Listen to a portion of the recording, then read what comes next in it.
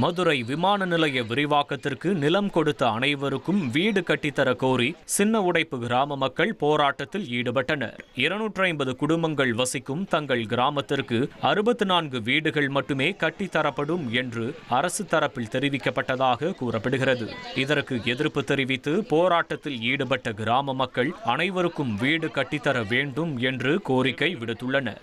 அந்த இடத்தில் பள்ளிக்கூடம், ரேஷன் கடை, நூலகம், விளையாட்டு மைதானம், போக்குவரத்து உள்ளிட்ட அனைத்து வசதிகளும் செய்து தர வேண்டும் என்றும் கோரிக்கை விடுத்துள்ளனர்.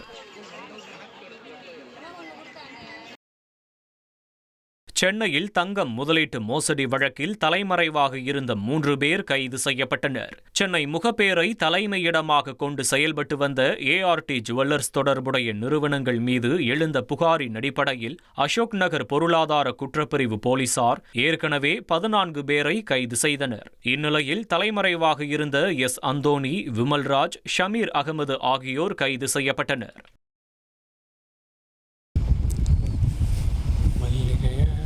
உதகை கூடலூர் தேசிய நெடுஞ்சாலையில் இரவு நேரத்தில் காட்டு யானை ஒன்று சுற்றி வருவதால் அப்பகுதி மக்கள் அச்சமடைந்துள்ளனர். சாலையோரம் உள்ள பச்சை இலைகளை மேய்ந்து வரும் காட்டு யானை பயிர்களை சேதப்படுத்துவதோடு பொதுமக்களுக்கு பாதுகாப்பற்ற சூழலை உருவாக்கி வருகிறது. இந்நிலையில் காட்டு யானையை வனப்பகுதிக்குள் விரட்டும் வரை யானையை தொந்தரவு செய்யாமல் வாகன ஓட்டிகள் சாலையில் எச்சரிக்கையுடன் செல்ல வனத்துறை அறிவுறுத்தியுள்ளது. திருப்பூர் மாநகராட்சிக்கு உட்பட்ட நல்லூர் பகுதியில் உள்ள பனியன் நிறுவனங்களில் சட்டவிரோதமாக தங்கி வேலை செய்த 5 வங்கதேசத்தினர் கைது செய்யப்பட்டனர். ரகசிய தகவலின் அடிப்படையில் நல்லூர் போலீசார் மற்றும் சிறப்பு புலனாய்வு பிரிவு அதிகாரிகள் நடத்திய சோதனையில் அவர்கள் போலி ஆதார் கார்டுகளை பயன்படுத்தியது கண்டறியப்பட்டது. கடந்த ஓராண்டாக முறையான ஆவணங்கள் இன்றி இந்தியாவிற்குள் நுழைந்து பணியாற்றியதாக தெரியவந்தது. கைது செய்யப்பட்டவர்கள் சேலம் ஆத்தூர் முகாமிற்கு அழைத்து செல்லப்பட்டு சொந்த நாட்டிற்கு அனுப்பி வைக்க நடவடிக்கை மேற்கொள்ளப்பட உள்ளது. பாஜக அரசை கண்டிக்கும் வகையில் கிழக்கு தாம்பரம் பகுதியில் காங்கிரஸ் சார்பில் வைக்கப்பட்டிருக்கும் பேனர்கள் பேசு பொருளாகியுள்ளது.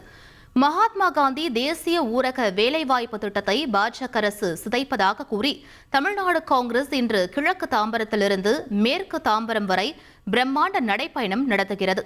ஆனால் காங்கிரஸ் சார்பில் வைக்கப்பட்ட பேனர்களில் நாள் தவறாக ஜனவரி 5 என்று குறிப்பிடப்பட்டுள்ளது.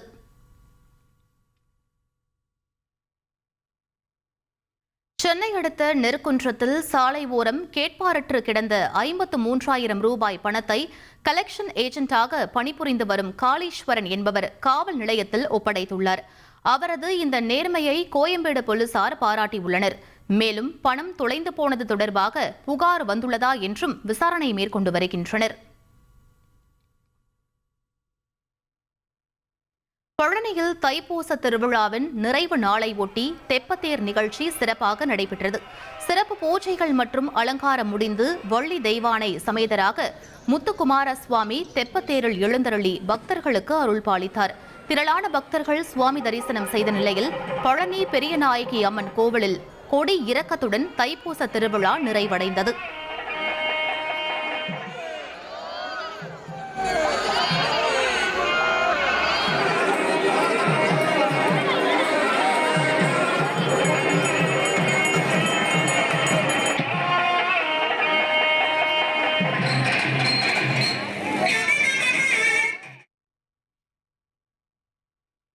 பார் கவுன்சில் தேர்தலில் போட்டியிடாமல் 2 பெண் உறுப்பினர்கள் இந்திய பார் கவுன்சில் நியமிக்கலாம் என்ற அறிவிப்பை ரத்து செய்ய வேண்டும் என்று வழக்கறிஞர்கள் வலியுறுத்தியுள்ளனர். தமிழ்நாடு பார் கவுன்சிலுக்கு மார்ச் 30ஆம் தேதி தேர்தல் நடைபெறவுள்ள நிலையில் பெண்களுக்கு உரிய இடஒதுக்கீட்டின் கீழ் 7 பெண் வழக்கறிஞர்கள் தேர்தல் மூலம் தேர்வு செய்யப்படுவர் என்று கூறப்படுகிறது. ஆனால் 5 பேர் மட்டுமே தேர்தல் மூலம் தேர்வு செய்யப்பட்டு மீதமுள்ள 2 பேரை இந்திய பார் கவுன்சில் நியமிக்க இருப்பதாக அறிவிப்பு வெளியிடப்பட்டது சட்ட விதிகளுக்கு முரணானது என வழக்கறிஞர்கள் எதிர்ப்பு தெரிவித்துள்ளனர்.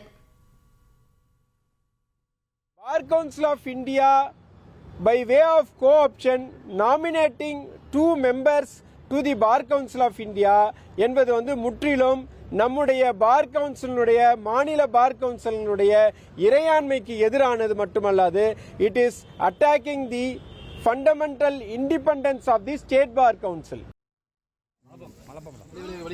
தென்காசி அடுத்த தாழையூத்து பகுதியில் சாலை ஓர புதருக்குள் பதுங்கியிருந்த மலைப்பாம்பை தீயணைப்பு வீரர்கள் பிடித்து பாதுகாப்பான இடத்தில் விட்டனர். பொதுமக்கள் நடமாட்டம் உள்ள பகுதியில் 10 அடி நீள மலைப்பாம்பு ஒன்று சுற்றி வருவதாக ஆலங்குளம் தீயணைப்பு துறையினருக்கு தகவல் தெரிவிக்கப்பட்டது. இதனையடுத்து சம்பவ இடத்திற்கு வந்த தீயணைப்பு துறையினர் பாதுகாப்பு உபகரணங்களுடன் மலைப்பாம்பை பிடித்து ராமர் கோவில் வனப்பகுதியில் விட்டனர்.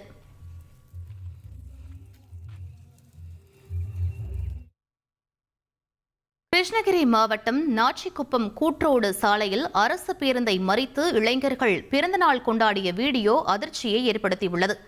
யானைக்கால் தொட்டி கிராமத்தை சேர்ந்த சந்தோஷ் என்பவர் நண்பர்களுடன் சேர்ந்து பேருந்தை மறித்து பிறந்தநாளை கொண்டாடிய நிலையில் பொதுமக்கள் தட்டி கேட்டதால் வாக்குவாதம் ஏற்பட்டது. தகவல் அறிந்து சம்பவ இடத்திற்கு வந்த வேப்பனஹள்ளி போலீசாரை கண்டதும் இளைஞர்கள் அங்கிருந்து தப்பி ஓடினர்.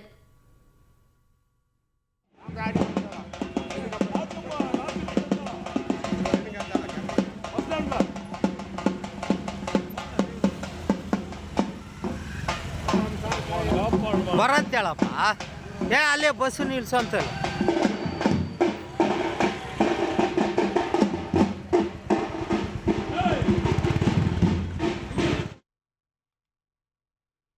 தூத்துக்குடி வஉசி துறைமுகம் ஜனவரி மாதத்தில் சுமார் 4 மில்லியன் டன் சரக்குகளை கையாண்டு சாதனை படைத்துள்ளது. நடப்பு நிதியாண்டில் ஜனவரி மாதம் வரை 35.97 மில்லியன் டன் சரக்குகள் கையாளப்பட்டு கடந்த ஆண்டுடன் ஒப்பிடுகையில் 6% வளர்ச்சி பதிவாகியுள்ளது. இதன் மூலம் 2024 மார்ச் மாத சாதனை முறியடிக்கப்பட்டுள்ள நிலையில் உள்கட்டமைப்பு மேம்பாடுகளே இந்த சாதனைக்கு முக்கிய காரணம் என துறைமுக நிர்வாகம் தெரிவித்துள்ளது. ஹொசூர் தேர்பேட்டை பகுதியில் உள்ள திரௌபதி அம்மன் கோவிலில் கரக திருவிழா வெகு விமர்சையாக தொடங்கியது. முதல் நாளில் பாண்டவர்களின் பல்லக்கு உற்சவம் நடைபெற்றது. தொடர்ந்து ஏரிக்கரையிலிருந்து பச்சை கரகம் எடுக்கும் நிகழ்வு நடைபெற்றது.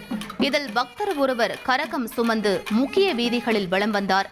திரளான பக்தர்கள் சுவாமி தரிசனம் செய்தனர்.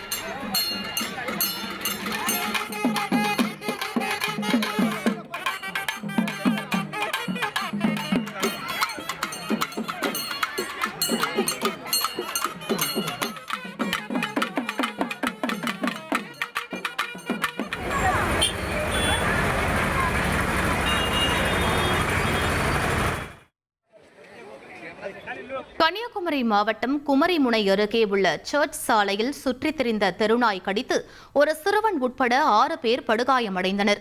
கன்னியாகுமரி மாவட்டத்தில் தெருநாய்களின் தொல்லை நாளுக்கு நாள் அதிகரித்து வரும் நிலையில் எப்போதும் பரபரப்பாக காணப்படும் சர்ச் சாலையில் சுற்றித் திரிந்த தெருநாய் 6 பேரை கடித்தது. படுகாயமடைந்தவர்கள் உடனடியாக கன்னியாகுமரி அரசு மருத்துவமனையில் சேர்க்கப்பட்டு தடுப்பூசி செலுத்திய பின் வீடு திரும்பினர். நாமக்கல் மாவட்டம் பள்ளிப்பாளையம் அடுத்த விடியரசம்பாளையம் கிராமத்தில் கோவில் திருவிழாவை முன்னிட்டு நடத்தப்பட்ட ஆடல் பாடல் நிகழ்ச்சி போலீசாரின் உத்தரவால் பாதியில் நிறுத்தப்பட்டது. மாலை 7 மணிக்கு தொடங்கிய நிகழ்ச்சி இரவு 10 மணியை கடந்தும் தொடர்ந்ததால் பள்ளிப்பாளையம் டிஎஸ்பி கௌதமன் தலைமையிலான போலீசார் நிகழ்ச்சி நடைபெறும் இடத்திற்கு சென்று உடனடியாக நிறுத்த உத்தரவிட்டனர். அப்போது சிறிய வாக்குவாதம் ஏற்பட்ட நிலையில் விழா குழுவினர் நிகழ்ச்சி நிறைவடைந்ததாக அறிவித்தனர். இதனால் குடும்பமாக வந்த பொதுமக்கள் ஏமாற்றத்துடன் வீடு திரும்பினர். தஞ்சை மாவட்டத்தில் 56,264 மெட்ரிக் டன் நெல் கொள்முதல் செய்யப்பட்டு விவசாயிகளின் வங்கிக் கணக்கில் நேரடியாக 142 கோடி ரூபாய் வரவு வைக்கப்பட்டுள்ளதாக மாவட்ட நிர்வாகம் தெரிவித்துள்ளது. இந்நிலையில் அரசு நேரடி நெல் கொள்முதல் நிலையங்களில் வெளி மாவட்ட நெல்லை வியாபாரிகள் விற்பனை செய்தால் கடும் நடவடிக்கை பாயும் என மாவட்ட ஆட்சியர் பிரியங்கா பங்கஜம் எச்சரிக்கை விடுத்துள்ளார்.